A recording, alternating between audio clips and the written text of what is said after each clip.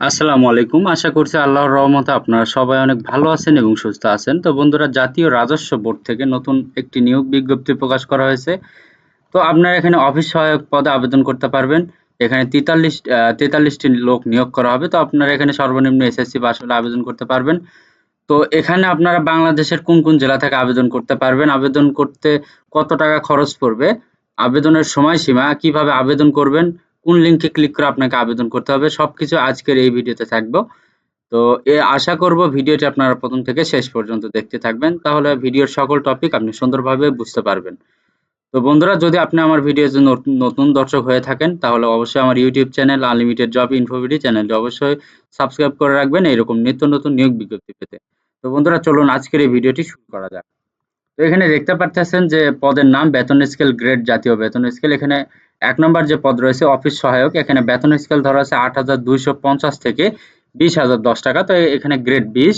তো পদের সংখ্যা এখানে ৪৩টি পদ রয়েছে। শিক্ষাগত যোগ্যতা চেয়েছে কোন শিক্ষিত বোর্ড হতে মাধ্যমিক স্কুল সার্টিফিকেট, এসএসসি বা সমমানের পরীক্ষায় উত্তীর্ণ হতে হবে।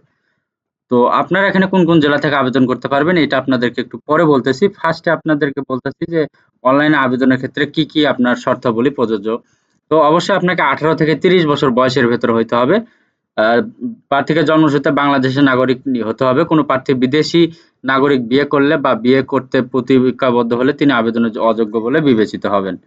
তো এখানে আপনারা কিভাবে আবেদন করবেন, কোন লিঙ্কে ক্লিক করে আবেদন করবেন, সেটা হচ্ছে যে পরীক্ষায় অংশগ্রহণে ইচ্ছুক ব্যক্তি এই লিঙ্কে ক্লিক করে আপনাকে আবেদন করতে হবে। তো এই ওয়েবসাইটে ক্লিক করে আপনাকে আবেদন করতে হবে। তো অনলাইনে আবেদনপত্র পূরণ ও পরীক্ষার ফি জমাদান শুরুর তারিখ সময় হচ্ছে ৭ জুলাই ২০২৪ খ্রিস্টাব্দ সকাল ১০ ঘটিকা এবং অনলাইনে আবেদনের শেষ তারিখ হচ্ছে ২৮ জুলাই ২০২৪ বিকাল ৫ ঘটিকা। তো আপনাকে উক্ত সময়ের ভেতরে আবেদন করতে হবে এবং আবেদনের সাথে আপনাকে ৩০০x৩০০ পিক্সেল একটি রঙিন ছবি এবং ৩০০x৮০ পিক্সেল একটি স্বাক্ষর আপলোড করতে হবে।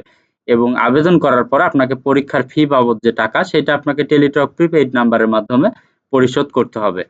তো বন্ধুরা, এখন আপনাদেরকে দেখাবো যে কত টাকা আপনাকে ফি পরিশোধ করতে হবে এবং কিভাবে সেই ফিটা পরিশোধ করতে হবে। তো এসএমএস প্রেরণের নিয়মাবলী রয়েছে। তো এখানে আপনাকে যে একটি পদ রয়েছে, এই একটি পদের জন্য আপনাকে এখানে ১১২ টাকা ফি প্রদান করতে হবে। এখানে যে অফিস সহায়ক যে পদ রয়েছে, এটার জন্য আপনাকে ১১২ টাকা ফি প্রদান করতে হবে। এটা অফেরতযোগ্য। এটা আপনার আবেদন করার সর্বোচ্চ ৭২ ঘন্টার ভেতরে দিতে হবে। তো কিভাবে আপনি পরীক্ষার ফি জমা দিবেন? টেলিটক প্রিপেইড নাম্বারের মাধ্যমে আপনি এইভাবে এসএমএস করবেন। এইভাবে এসএমএস করলে তারা আপনাকে এই ফিরতি এসএমএসটা দিবে। আপনার চার্জকৃত ১১২ টাকা তারা কেটে নিয়ে নিবে। দ্বিতীয় এসএমএসে আপনি আবার এইভাবে এসএমএস করবেন।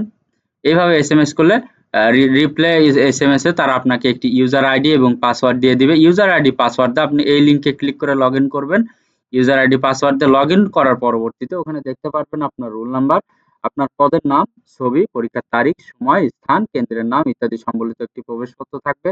অবশ্যই সেটি ডাউনলোড পূর্বক রঙিন প্রিন্ট করে বের করে নিতে হবে। এই প্রবেশপত্রটি লিখিত পরীক্ষার সময় আপনার প্রদর্শন করতে হবে এবং লিখিত পরীক্ষায় উত্তীর্ণ হলে মৌখিক পরীক্ষার সময় অবশ্যই প্রদর্শন করতে হবে।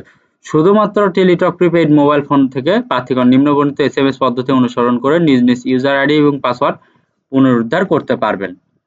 তো বন্ধুরা, এখন আপনাদেরকে দেখাবো যে আপনারা কোন জেলা থেকে আবেদন করতে পারবেন।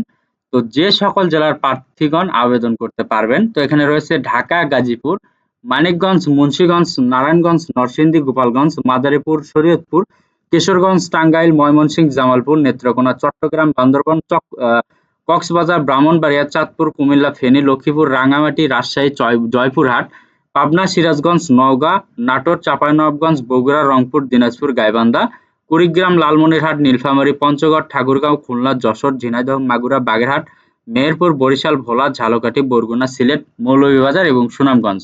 তো এখানে দেখা যাচ্ছে যে বাংলাদেশের বেশিরভাগ জেলা থেকে আবেদন করতে পারবেন, হাতে গোনা কয়েকটি জেলা ব্যতীত।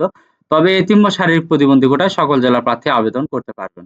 তো বন্ধুরা, এই ছিল আজকের নিয়োগ বিজ্ঞপ্তি। তো নিয়োগ বিজ্ঞপ্তিটা আপনাদের মাঝে আমি উপস্থাপন করলাম। তো বন্ধুরা, যদি এই ভিডিওটি ভালো লাগে, যদি আপনারা এই ভিডিওটি দেখে উপকৃত হতে পারেন, যদি আপনাদের শিক্ষাগত যোগ্যতা মিলে, অবশ্যই আপনারা এখানে আবেদন করবেন।